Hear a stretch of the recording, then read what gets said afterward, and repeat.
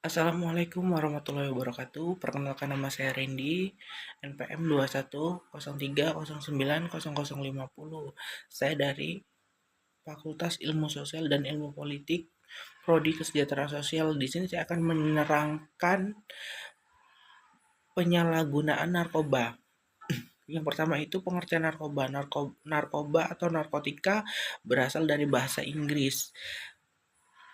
Narcos yang berarti menidurkan, dan pembiusan narkotika berasal dari bahasa Yunani, yaitu narka atau narkam yang berarti terbius sehingga tidak merasakan apa-apa. Narkotika berasal dari perkataan narkotik yang artinya sesuatu yang dapat menghilangkan rasa nyeri dan dapat menimbulkan efek stupor, bengong, bahan-bahan pembius dan obat bius. Kemudian, seiring perkembangannya zaman, narkoba telah menjadi bagian dari gaya hidup. Narkoba seringkali digunakan sebagai pelarosita. Peran Badan Narkotika Nasional (BNN) dalam penanggulangan narkotika di Kota Medan bahwa pengguna zat adiktif sebagai strategi coping banyak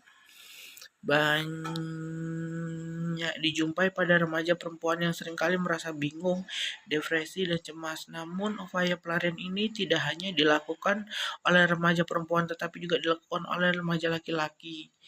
Penggunaan narkoba pada perempuan akan berakibat lebih buruk. Perempuan akan mengalami depresi 2 kali lebih tinggi daripada laki-laki. Penggunaan narkoba banyak dilakukan oleh remaja atau kelompok usia muda. Hal ini tidak lepas dari sifat remaja yang mempunyai rasa ingin tahu yang besar. Faktor pribadi yang dapat melatar belakangi penyalahgunaan narkoba adalah rasa ingin tahu remaja yang sangat besar terhadap narkoba dan keinginan untuk mencobanya. Jenis-jenis narkoba yaitu opium, getah berwarna putih yang keluar dari kotak biji tanaman paper samiferum yang kemudian membeku dan mengering berwarna hitam coklat dan diolah menjadi candu mentah atau candu kasar. Yang kedua, morfin. Morfin dalam dunia pengobatan digunakan untuk bahan obat penenang dan obat untuk menghilangkan rasa sakit atau nyeri yang bahan bakunya berasal dari candu atau opium. Kemudian yang ketiga, ganja. Diistilahkan dengan marijuana yang berarti memabukkan atau meracuni pohon ganja, termasuk tumbuhan liar yang dapat tumbuh di daerah tropis maupun subtropis disesuaikan dengan musim dan iklim daerah setempat. Yang keempat, kokain. Yang kelima, heroin. Yang keenam, sabu-sabu. Yang ketujuh, ekstasi. Yang ke-8, putau. Yang ke-9, alkohol. Yang ke-10, sadativa atau hipnotika. Bahaya pemakaian narkoba.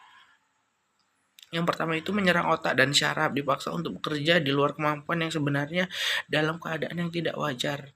Yang kedua, peredaran darah dan jantung dikarenakan pengotoran darah oleh zat-zat yang mempunyai efek yang sangat keras. Akibatnya jantung dirangsang untuk bekerja di luar kewajiban. Yang ketiga, pernapasan tidak akan bekerja dengan baik dan cepat lelah sekali. Yang keempat, penggunaan lebih dari dosis yang dapat ditahan oleh tubuh akan mendatangkan kematian secara mengerikan.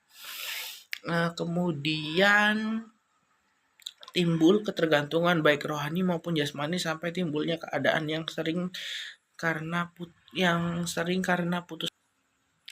Pencegah dan penanggulangan narkoba. Pencegahan.